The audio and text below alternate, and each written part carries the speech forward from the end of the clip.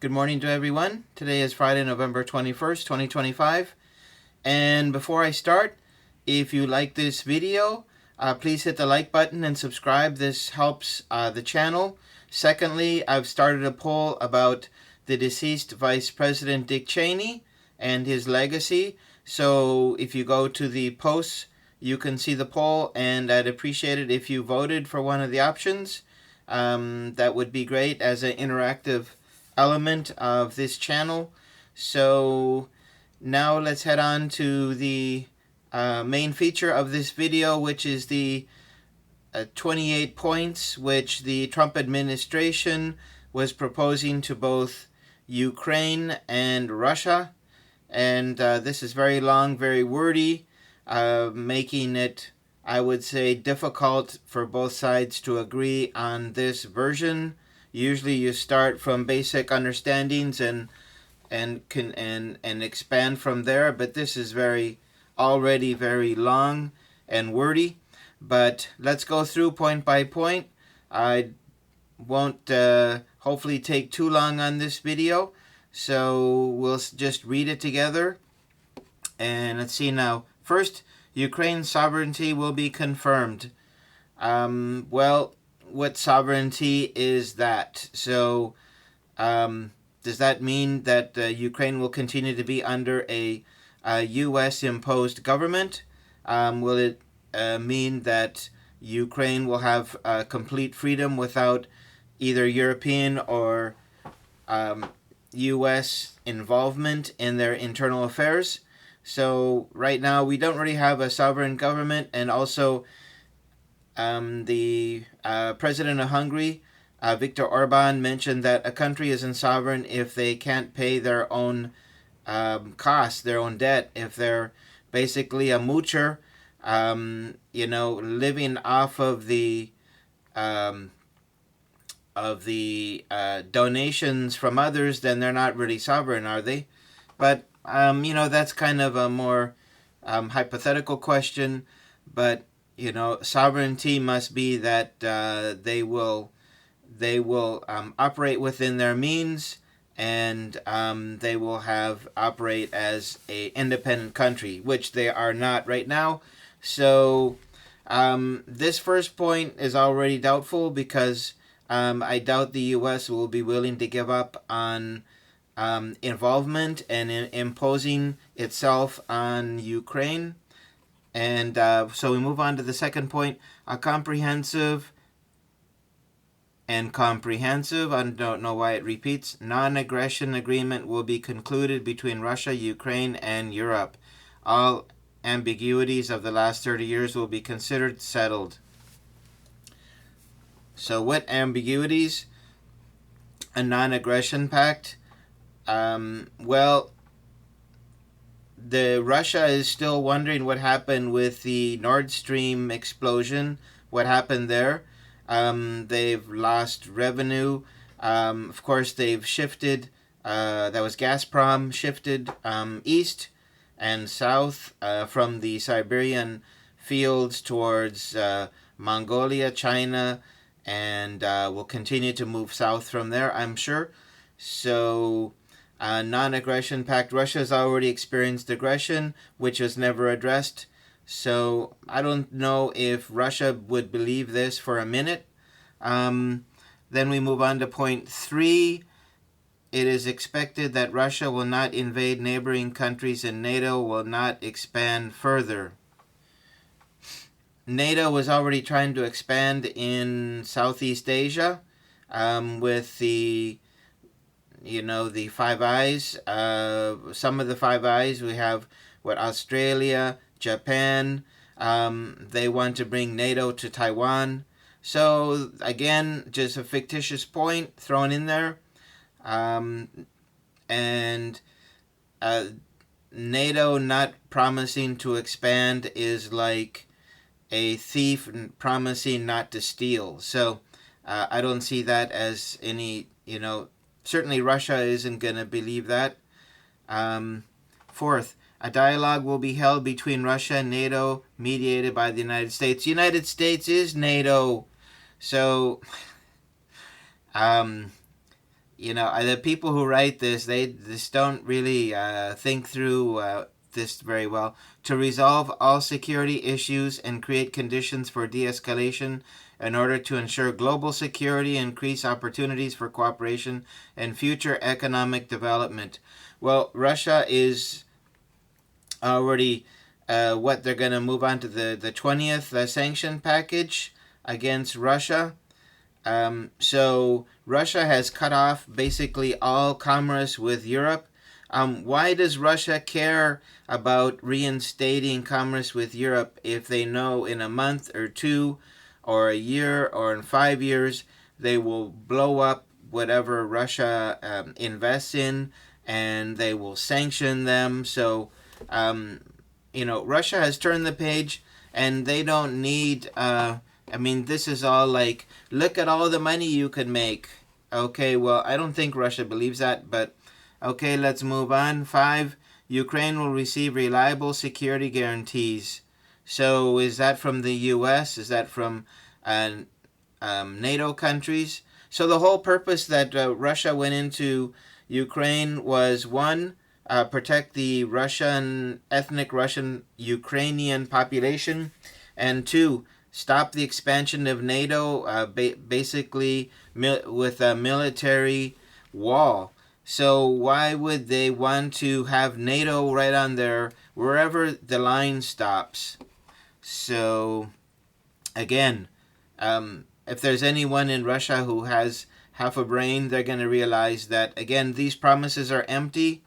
6, the size of the Ukrainian armed forces will be limited to 600 personnel. Now, is that active? Is that what would they call part-time? Does that include their National Guard? Does that include other pseudo military forces? 600,000 is still enough to carry out a military campaign. And the goal of Russia was to demilitarize Ukraine. So probably somebody who sat down and said, well, we need to find a medium point here between Ukraine feeling, basically neutered, and Ukraine having too many soldiers in the Russian point of view. So they came up with 600,000. 600,000. Russia would not accept that. I don't know what Germany was limited to after World War I, but that would probably be kind of the basis of which you would limit any military force. And there's ways around it. I mean, you could have National Guard. They could be training with NATO, and they could be basically, they could be like the Azov Battalion, receiving specialized training, but never really incorporated into the military. So again, feeble point. 7, Ukraine agrees to enshrine in its constitution that it will not join NATO, and NATO agrees to include in its statutes a provision that Ukraine will not be admitted in the future. Well, they can undo the statute.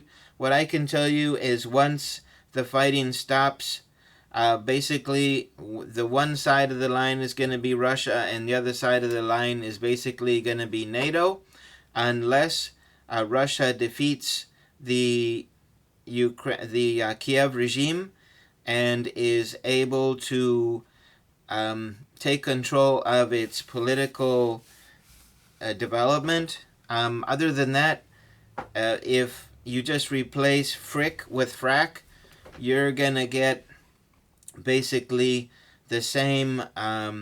You're basically gonna get the same thing. Just, instead of vanilla, you're gonna get chocolate.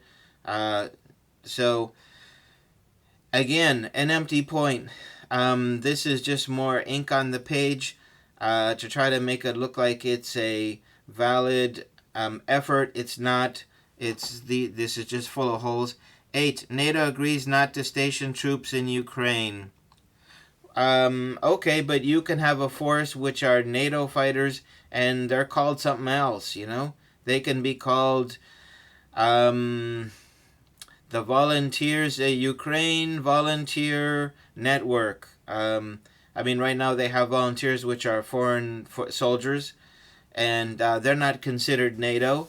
So why not just keep the same name, and they could create a force, which doesn't officially mean NATO. And the other thing is, if the NATO becomes the EU, the EU fighting force, then anything you say about NATO is worthless. So 9, European fighter jets will be stationed in Poland. Maybe Russia doesn't want so many fighter stations in Poland. So why would you put that in there? You would probably leave that for later discussions. 10, U.S. guarantee. The U.S. will receive compensation for the guarantee. Compensation from who? If Ukraine invades Russia, it will lose the guarantee. So Ukraine is going to pay the U.S. for a guarantee. Where are they going to get the money from? They're bankrupt. If Russia invades Ukraine, in addition to a decisive, coordinated military response, all global sanctions will be reinstated. Recognition of the new territory and all other benefits of the deal will be revoked. So there is no real recognition if it's conditional. If Ukraine launches a missile at Moscow or St. Petersburg without cause, the security guarantee will be deemed invalid. Well, they could have a cause, and they've been justifying the actions of Ukraine since the beginning. Ukraine blew up a bridge that fell on a civilian passenger train, and the U.S. had nothing. So this is again worthless. 11. Ukraine is eligible for EU membership and will receive short-term preferential access to the European market while this issue is being considered. So the EU, the road to the EU for Ukraine is the road to the what the NATO will morph into when the U.S. finally abandons ship and sails away. So this is 11 is the road for Ukraine into NATO, or what will become NATO when U.S. abandons ship, if it does. A powerful global package of measures to rebuild Ukraine, including but not limited to the creation of a Ukraine Development Fund to invest in fast-growing industries, including technology, data centers, and artificial intelligence. The United States will cooperate with Ukraine to jointly rebuild, develop, modernize, and operate Ukraine's gas infrastructure, including pipelines and storage facilities. So the first point about the technologies, neither here nor there. The second point, the one about the gas. So basically the U.S. takes charge of gas, will take charge of gas in Ukraine, and this will be the road into Europe. Basically, the U.S. is slowly taking control of all the energy that Europe uses and dictates to them the terms. So this is a continuation. But the one thing, well, let's get to the end and then I'll make a few summary statements. Okay, joint efforts to rehabilitate war-affected areas for the restoration, reconstruction, modernization of cities and residential areas.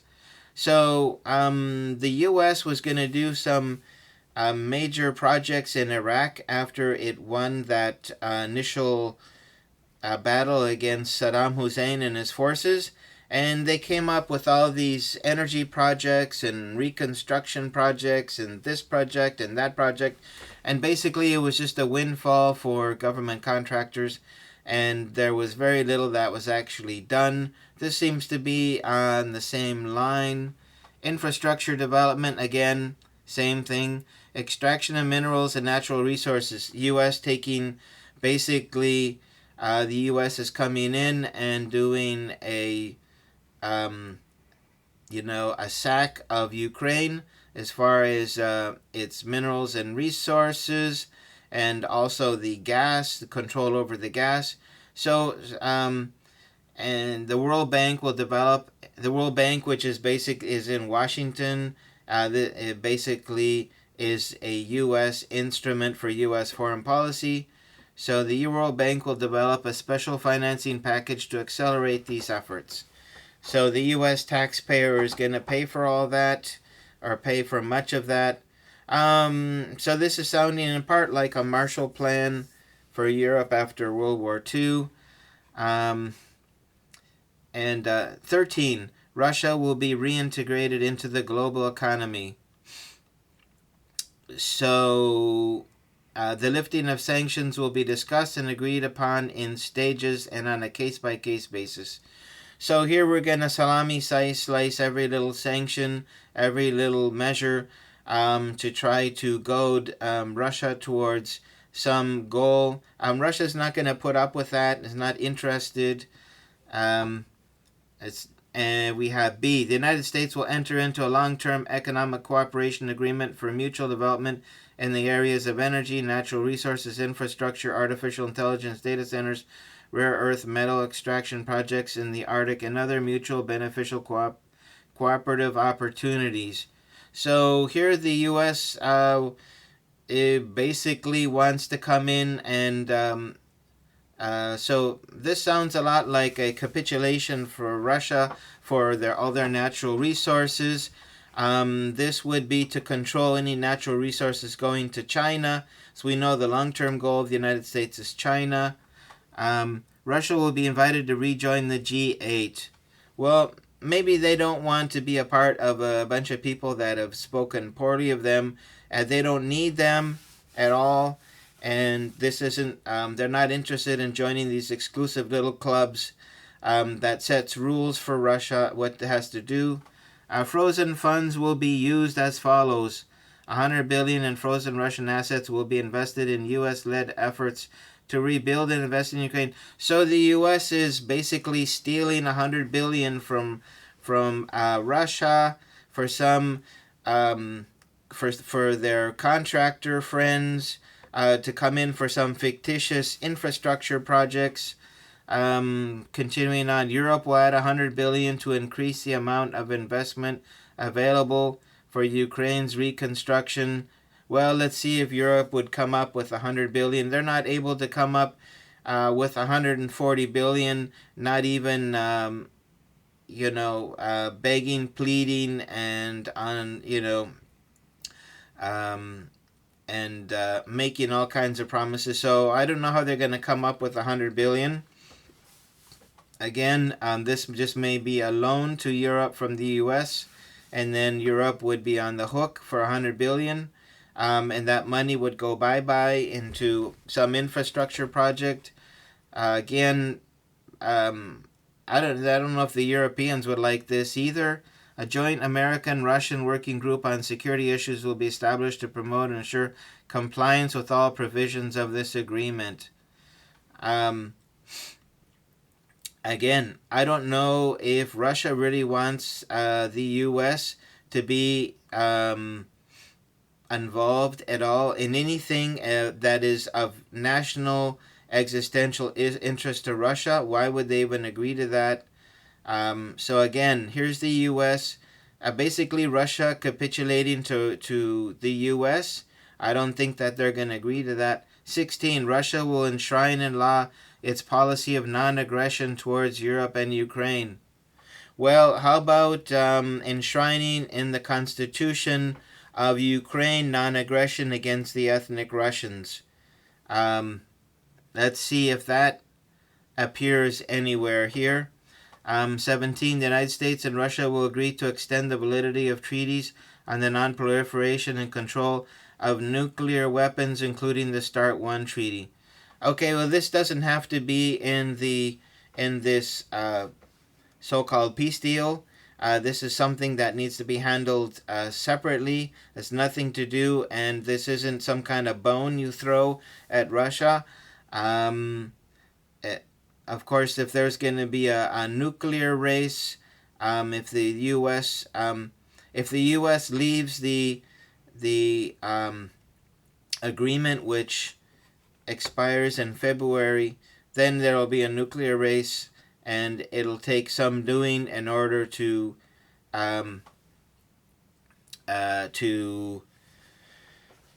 get that set up. But the main point of any nuclear treaty is that this, the United States wants to include China in a non-proliferation, and Russia is saying why not include France, UK, and the other nuclear powers. So that is a really big issue, and why would you put it here? I have no idea. 18. Ukraine agrees to be a non-nuclear state in accordance with the Treaty of Non-Proliferation of Nuclear Weapons. Well, they don't need to agree to that, because if there was any chance, they would, Russia would take care of that. So Russia is not too worried about Ukraine getting nuclear weapons. In any case, Ukraine knows from Chernobyl that what comes around goes around as far as nuclear radiation goes. So any nuclear exchange between these two countries would affect both. So Ukraine doesn't need nuclear weapons, nor would it be helpful to them in the long run. They would just basically be nuking themselves. The Zaporizhia nuclear power plant will be launched under the supervision of the IAEA, and the electricity produced and distributed equally between Russia and Ukraine 50-50. So again, the IAEA, as I mentioned in another video, had failed to denounce the bombing of the Zaporizhia nuclear power plant. In fact, at one point, the media was saying that Russia was bombing the nuclear power plant, that it controlled something that was ridiculous. The IAEA never made any statement about that. Russia has no confidence in the IAEA, especially what they did in Iran. So why would they turn that over to the IAEA? Both countries undertake to implement educational programs in schools and society aimed at promoting understanding and tolerance. Okay, but it was the U.S., the NED, the USAID, that took over the educational programs in Ukraine in the early 90s and instilled a very strong anti-Russian sentiment. So I think this isn't so much the fault of Ukraine, but the imposition of the U.S. in order to provide financial help to Ukraine. They had to accept these hate books that the U.S. had created. Okay, so here we go. A. Ukraine will adopt EU rules on religious tolerance and the protection of linguistic minorities. No, it needs to be enshrined in their constitution. That was the agreement that Ukraine never accepted. Both countries will agree to abolish all discriminatory measures and guarantee the rights of Ukrainian Russian media and education. Again, that needs to be in their constitution, not just some verbal agreement. All Nazi ideology and activities must be rejected and prohibited.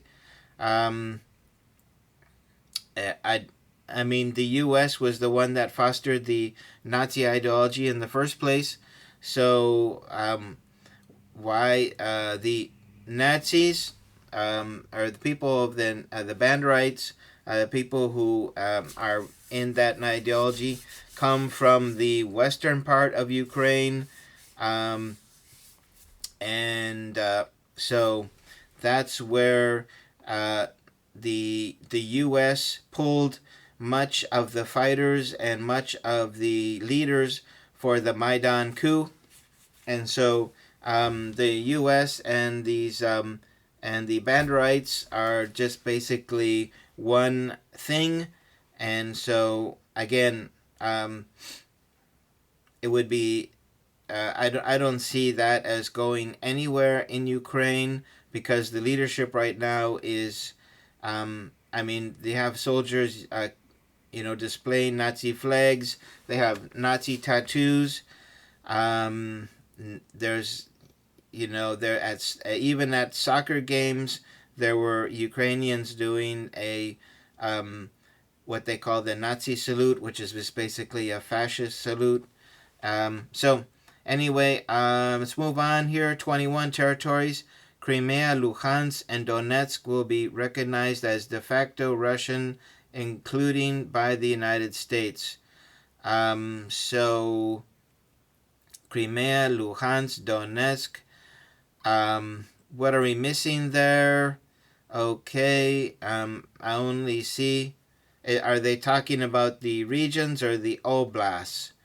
So Kherson and Zaporizhia will be frozen along the line of contact. So here is the first time we mention the frozen conflict or frozen front line. So this peace deal is just basically a rehash of some of the other ideas about, let me get out of the way here. So anyway, we see this word frozen. So this is basically just Kellogg's idea. So Russia cannot advance towards Zaporizhia and cannot take the city of Kherson. Kherson is a Russian city. Zaporizhia, maybe not so much, but Odessa was traditionally a Russian city. So Russia will not accept that, not in the least. Russia will relinquish other agreed territories it controls outside the 5 regions. So they will not agree to that. President Putin already said that where Russian soldier steps, that is Russian territory.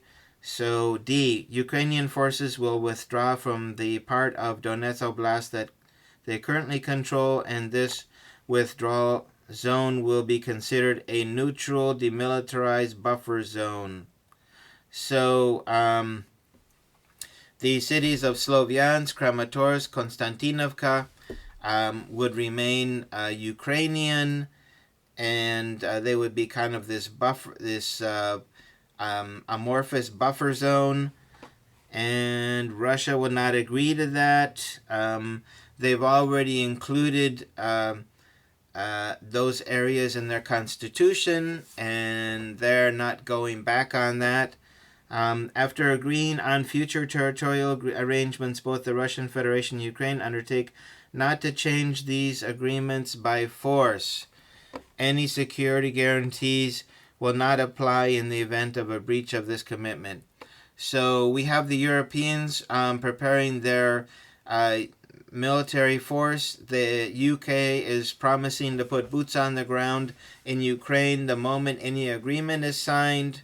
So if the UK is there, we definitely will smell trouble. So, Russia would not agree to that. 23, Russia will not prevent Ukraine from using the Dnieper River for commercial activities, and agreements will be reached on the free transport of grain across the Black Sea. So, anyway, it depends when the conflict ends. It depends if Russia gets to Kiev and is not going to go further, then there's no need to promise, on the Russian hand, to promise any use of the Dnieper River. So, 24, a humanitarian committee will be established to resolve outstanding issues. The same humanitarian committee that would be working in Gaza, the ones that refuse to speak out about bombs being dropped on women and children in refugee camps in Gaza and the West Bank. So right away you get questions being asked. All remaining prisoners and bodies will be exchanged on an all-for-all basis. So currently Russia holds members of the Azov Brigade in jail. They are war criminals, and they will sit in jail until their term is served. And so I don't see Russia agreeing to that all for all.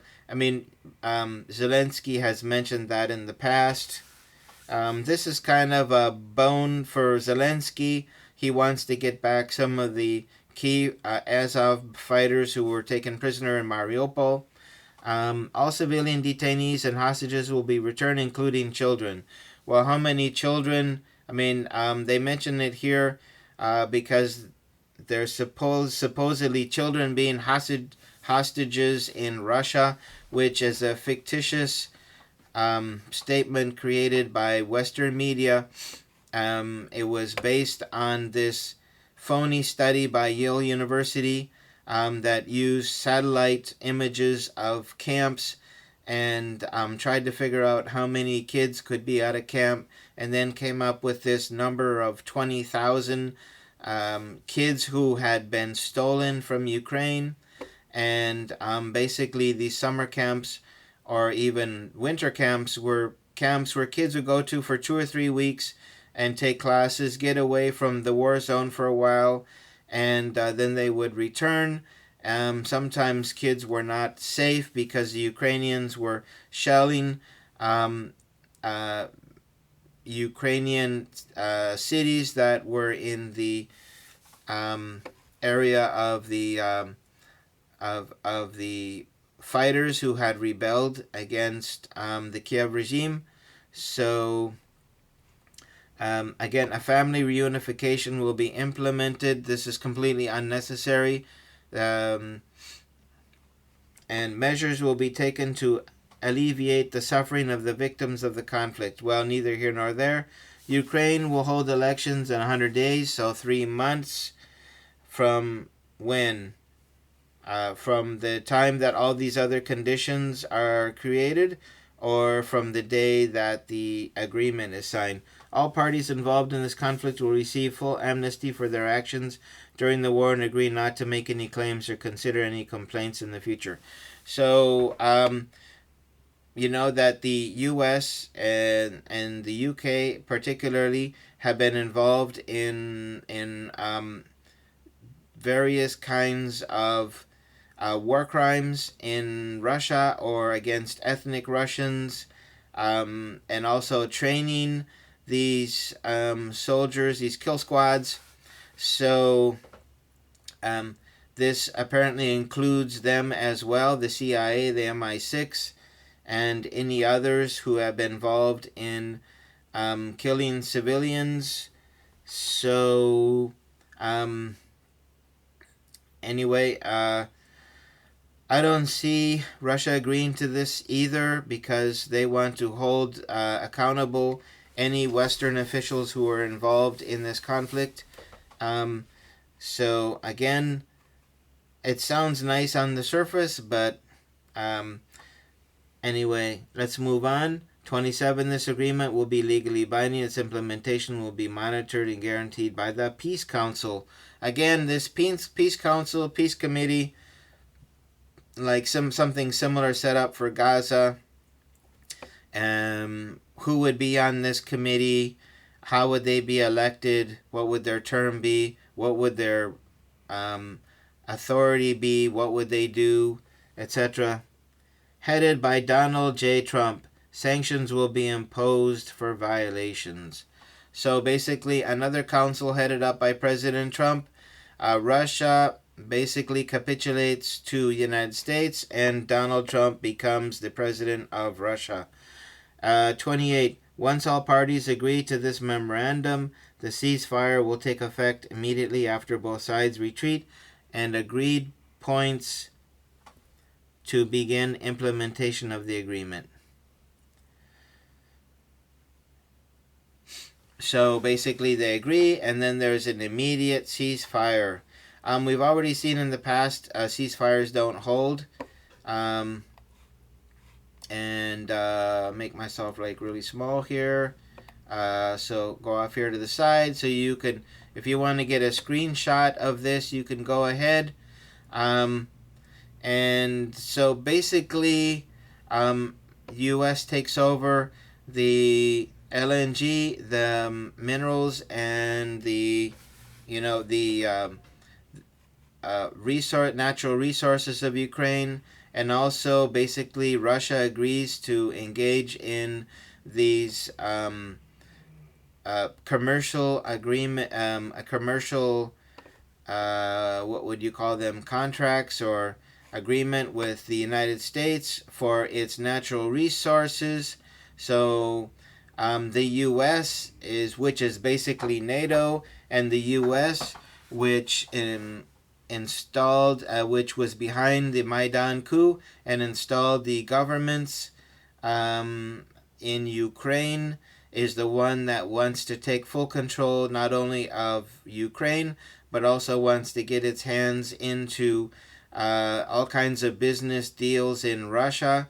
So this looks kind of like a double capitulation in a way, and this is a completely unworkable agreement. You can see the people who wrote this aren't politicians. They're not diplomats. They don't know how to create agreements, and they put together like a laundry list of all kinds of different points, and I don't see this as progressing either in Ukraine or in Russia. But the thing is, the leader of Ukraine is basically a puppet of the West. He's an actor. His political party was created in a TV show, and then after the TV show ended, this party was registered. When President Zelensky was running for office, he was basically a creature of marketing of a Ukrainian oligarch who controlled the media, and Zelensky never participated in any debates. Basically, it was just a TV campaign following up on the popularity of the TV series Servant of the People. And so you have an actor, a comedian, in a fictitious political party who is kept in power by foreign money. And so anyway, the U.S. is trying to twist Zelensky's arm to accept this, and then in a way try to put pressure on Russia to accept this agreement as well. I don't see this agreement going anywhere. I made a video yesterday about that. This is based on the actual agreement, which I found in the New York Post. You're welcome to go to that. I can leave you the link in the description below. And if there's any comments you want to make about this peace deal, then please leave your comments below. I look forward to hearing from you, and looking forward to seeing you on the next video. Take care. Bye-bye.